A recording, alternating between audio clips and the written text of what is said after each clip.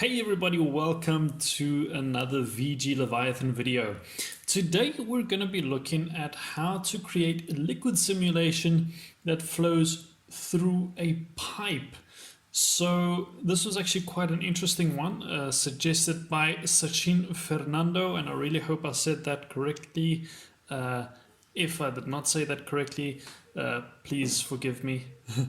But it was a really cool suggestion because I had never thought of doing this, funny enough, for someone who really enjoys making water simulations. And I really went nuts once or twice because I couldn't figure out how to do it. But it turns out to be a really fun learning curve, and I figured it out in the end of the day. So it was something that I hadn't done before, so I pretty much searched everywhere on how to do it, and there were a lot of videos for Blender 2.79, but nothing really for using Mantaflow to do it. So it took some figuring out, but I'm really glad I did, and it's a really simple solution, so I hope you guys enjoy it. And without further ado, I'm Dean, and let's get this started. So let's have a look. I've just opened a standard Blender folder, so I've got my little cube over here which we're going to delete, and then I'm going to hit Shift A and place a plane onto our folder, onto our file.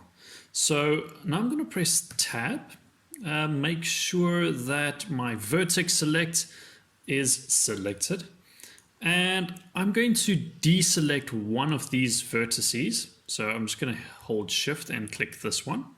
And then I'm going to delete the other three vertices. So now we've got this little guy over here.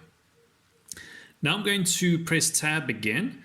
And all I want to do is I just want to snap this vertice to the center of my project. So I'm just going to right click on that, set origin and geometry to origin. So now it is in the middle. And we're only working with this one vertice. So we're going to create pipes now, and I'm going to be using my technique that I like to use. So this is kind of a twofold video. It's also showing you how to make a simple little pipe. And you can make really complex pipe systems using this method, and it's nice and easy, which I really like. There's nothing complicated to it. So let's do that. So I'm going to go back into edit mode, not node, by pressing Tab. And I'm going to hit 3 on my number pad, just to give me a nice right orthographic view, as it says on the top here. I like to sound clever, but it's actually right over there. And I'm going to make a simple one. First, I just want to move it. So let's just move that up there quickly a little bit like that, because I want my pipe to have some height. And I'm just going to pop it around about up there. All right, so that's cool. And back to edit mode. So now I'm just going to extrude this little vertex here of mine. So I'm going to hit E to extrude it, and Y so that I extrude it along the Y axis. Nice and out long like that. So just a note, very important. I've noticed that working with the water through pipes, it doesn't like small pipes. So I'm going to make a fairly large pipe and then use that. So just keep that in mind. So let's pop that about over there. And then I'm going to extrude it back down by clicking E and Z. And then extrude it back out by clicking E and Y again. So that'll just allow you to extrude that. So there I have what's going to be my pipe system. Now I'm going to select my vertices, and then I'm going to click and hold all three of these buttons, Control, Shift, and B. And now if I move my mouse, we have that. So I'm going to do that. And then I'm going to scroll my mouse button, and that'll add vertices, as you can see, to make it nice and smooth. So I'm just going to run about there. That's fine. And that will give us a nice bow in our pipe system. So that's quite nice. And now we can go out of edit mode. Right, now we have what is going to be our pipe. And we want to convert this object to a curve now. So with it selected, we're going to go to Object and just scroll down to Convert, and then it says Curve from Mesh or Text, and that is perfect. Now what I want to do is I want to bring in another curve, so Shift A, and then I'm going to go to Curve, and I'm going to go to Circle. So I can already see that my pipe system is a little bit small if I look at the standard size of that. So I'm going to just take it, select S, and scale it up nice and big. There you go. That's a bit better. So now you should get more or less an idea of how big your pipe system should be. So that's perfect. All right, so now we've got our Bezier circle and we have our pipe system. And now that it's a curve, we can do something that's really nice. And that is on the right hand side here by Object Data. We're going to scroll and look for Geometry, and we're going to look for Bevel, and we're going to set it to an object. So that's going to bevel this curve of ours according to an object, and I want to make it the Bezier circle.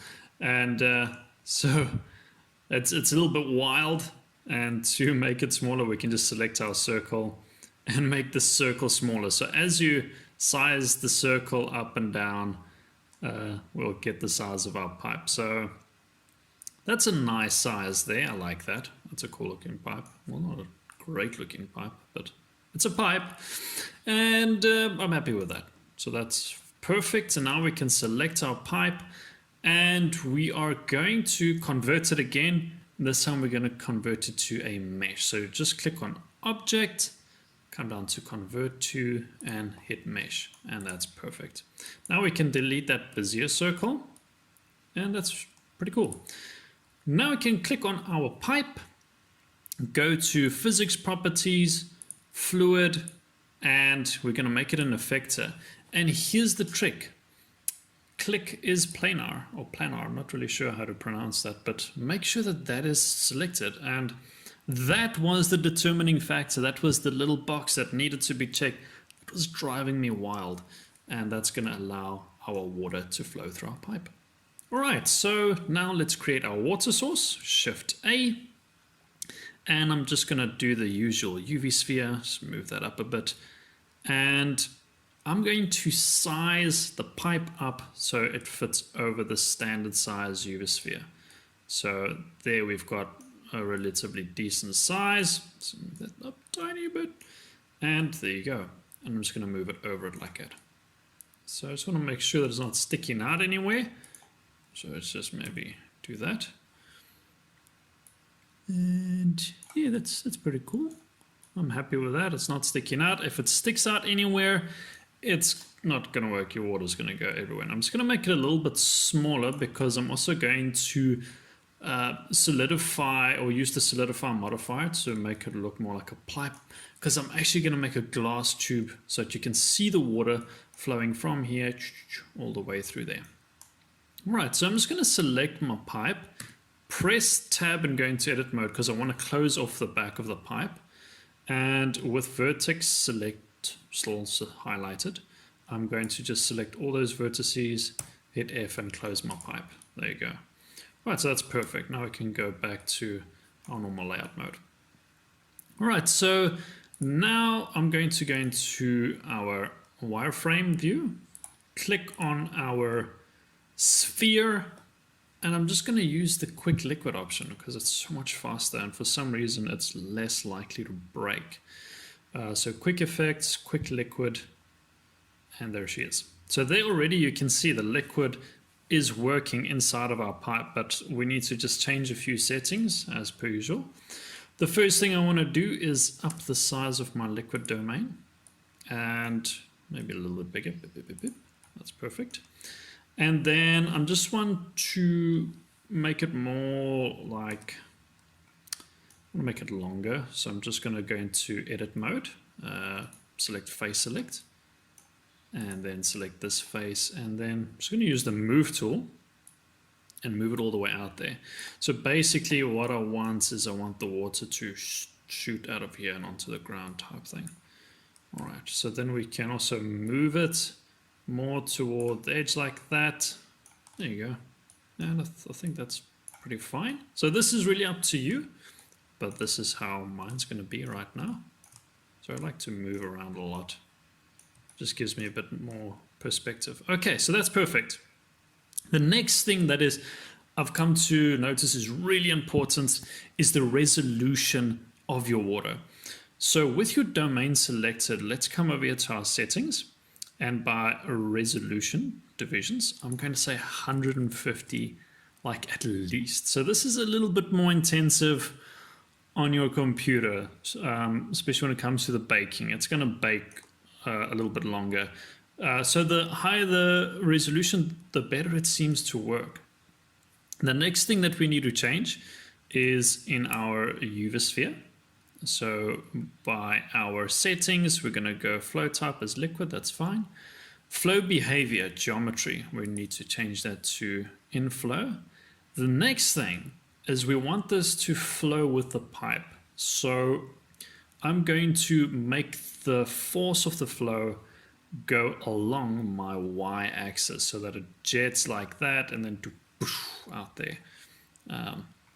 Like that. So all I'm going to do is I'm going to select initial velocity, and because I want it to go along my y-axis, I'm going to go to y, and I'm going to make that 2, so it's got a decent bit of power that's going to jet out into this corner, to that corner, and out with some force still, and that should be fine.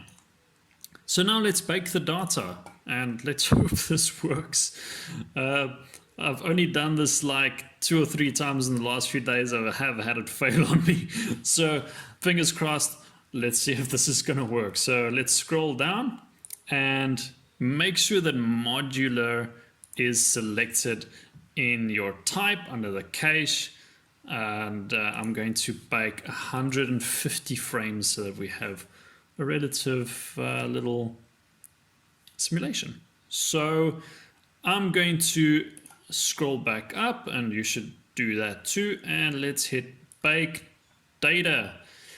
And you don't have to wait for the whole thing to bake finish. This is the great thing about 2.8 in Blender. So it's baked like 4 frames already, so to see if the water is gonna work, just hit escape, and that'll pause it and then go back 1 frame, and there we can see the water is working. It's flowing through our pipe. All right, so now we can go back over here to our liquid domain and just hit resume. So let's let that do its thing, let it bake, and we'll carry on from there. Okay, so now our project has finished baking, and we can have a look at how it's going to look. So let's play this animation of ours. Let's press play for the animation and see how it works.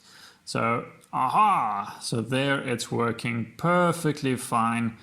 Our water's flowing lovely. You can maybe slow it down if you go to the time scale over here and you free your data. You can put it maybe on 0.7, so your water will move a bit slower. It's going really fast, but I'm going to leave it like that just for the purpose of this video. So now it's time to make it look pretty as usual. So all that we're going to do is bake a mesh in. So let's go to our mesh over here, and we're going to hit bake on that. And it's going to take quite a while to bake, a good couple of minutes, well, at least with my computer. If you've got a good PC, it's probably going to go much faster.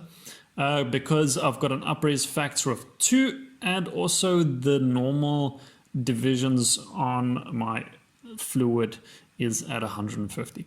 So let's let that bake, and then we're going to create a nice little glass tube for it. So we're going to be doing that in cycles, and then we're going to just give our water also a nice material. I'm going to make it blue so that we can see it through the glass tube, so it'll look nice.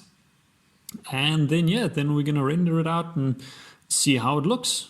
And so far everything is working nicely. So let's let that bake, and then we will continue.